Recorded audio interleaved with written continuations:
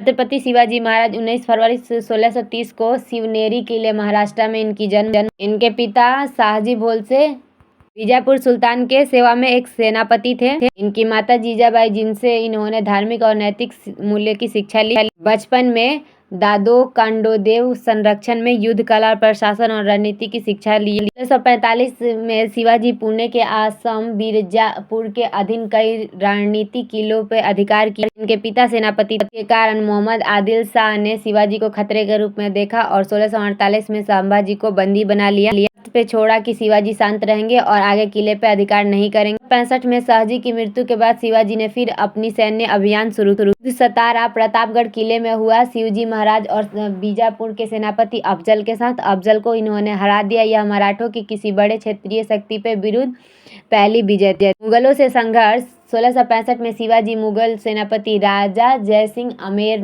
के साथ पुरंदर की संधि की और 23 किले समर्पित किए। 1666 में औरंगजेब द्वारा उन्हें आगरा बंदी बना लिया गया, लेकिन वो अपने बदलकर चतुराई से निकलने में सफलता प्राप्त की। उनके पुत्र संभाजी भोसले को राजनीतिक बंदी बनाकर सिंह की देख में रखा गया। 6 जून 1674 में शिवाजी रामगढ़ की किले में छत्रपति के रूप में राज्याभिषेक हुआ। इन्होंने महाराष्ट्र, कर्नाटक और तमिलनाडु पर अपना साम्राज्य फैलाया। भारत के पहले शासकों में से एक थे जिन्होंने नौसेना पे विशेष ध्यान दिए।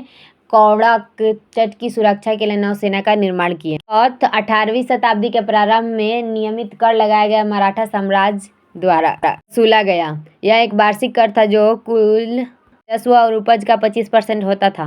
वसूला जाता था, जहां मराठा प्रत्येक शासन नहीं करते थे, सैन्य सुरक्षा और राजनीतिक संरक्षण देते थे। सूरदेशमुखी चौथे के ऊपर लगाया जाता था। अतिरिक्त 10% कर होता था। राजा को श्रद्धांजलि के रूप में समझा जाता था। मराठा राज्य द्वारा यह दावा किया जाता था कि महाराष्ट्र की कुछ भूमि पर उनका वंशानुगत अधिकार है, भले ही वो मुगल के अधीन है। पहला समुद्री किला सिंधु दुर्ग था, जो मराठा नौसेना का मुख्यालय बना। मराठी और संस्कृत को प्रोत्साहन दिए। फारसी और अरबी शब्द को संस्कृत के समकक्ष शामिल 1977 में उपयोग के लिए संस्कृत शब्द को शामिल किए।